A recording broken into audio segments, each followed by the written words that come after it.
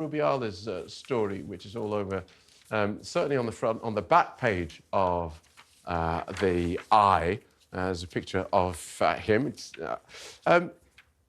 This just changes every 20 minutes, this story. The latest line on this is that the Spanish FA, having fully backed Rubiales, then they turned around and challenged FIFA to kick them, to ban them, because, of course, there was what they call government interference, because the Spanish government was trying to get Rubiales kicked out, and that's a big no-no in football. Now the Spanish FA is insisting that he go, because he says it's being damaging for the image of football, which you'd have thought, well done on catching up with the rest of the world. This has been an extraordinary story. Yeah, that sound you can hear is a million newspaper editors rewriting their front page picture captions right now, because none of these, it's moving so quickly that none of these front pages yet seem to have caught up with in their first editions. This presumably is the end game now for this guy, who is amazing how defiantly he has clung on all week. I'm not sure even his mother locked up in a church is going to save him now, if even his own federation is saying he's got to resign. He's already been banned by FIFA, don't forget, for the time being. So, you know, you wonder at what point the message starts to land that this is not going to end well for Mr. Rubiales, don't you? And for me, the extraordinary thing about this is how this sort of culture clash, how you can sit outside Spanish culture and go, how can you not think that is completely out of order? And a whole room full of people back him. And even speaking to people today, speaking to a Spanish person today, he said, well, it was not that much. It's not that much. And all this fuss is being a bit overblown. And I suppose it's being overblown because he hasn't gone.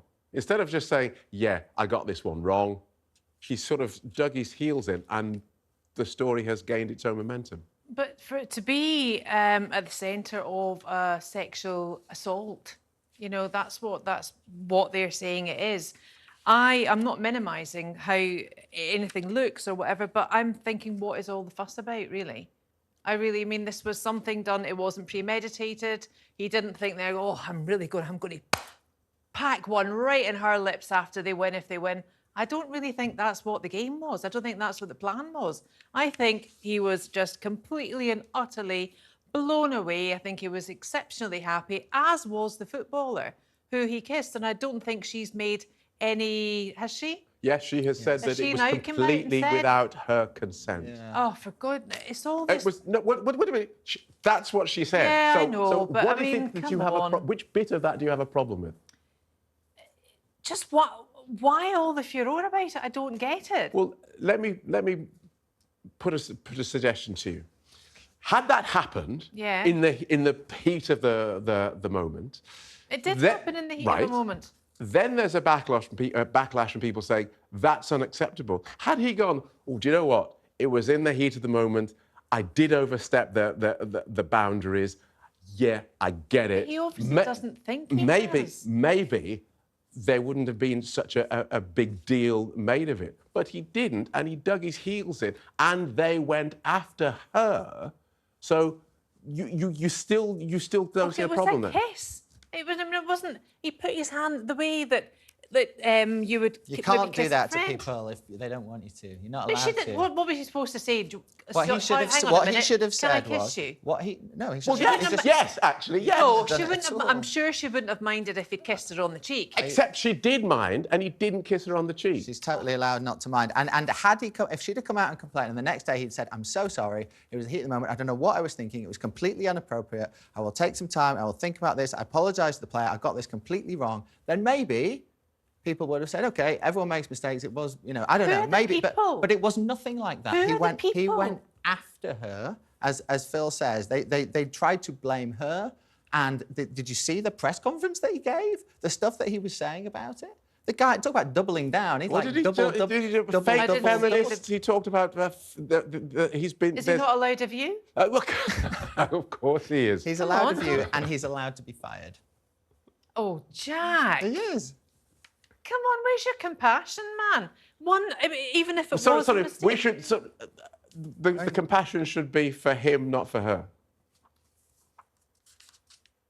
I mean, Where's your compassion? Right. Where's the compassion? So wait, that's the question. So the compassion should be for him who grabbed her face, kissed her against her will, and then denied it and tried to blame her. We should have compassion for him, Compassion not all her. round. No, well, come on, all round. That's what I'm asking. All round. I mean, if she feels that she's been violated, fine, let her go down that route. And there is now an allegation of sexual assault that's being investigated. Let's wait and see what happens. But I hate this vilification from the people, from looking outside in to a culture, to something that would just might have gone away. Yeah, I mean, if that was all it was, you might have a point. But it's not just outside the culture, is it? It's the Spanish government as well, which It might be backed virtue her, signalling. But you can't have it both You ways. can. You can. Yeah, of course you can. Yeah, you can't sit there and say, well, it's not for people outside the culture, and then as soon as you're told that it's people inside the culture, say, well, they're just virtue signaling. Yeah. Yeah? Yeah. This is the way it works. Yeah. Okay. Okay. Because I am the people.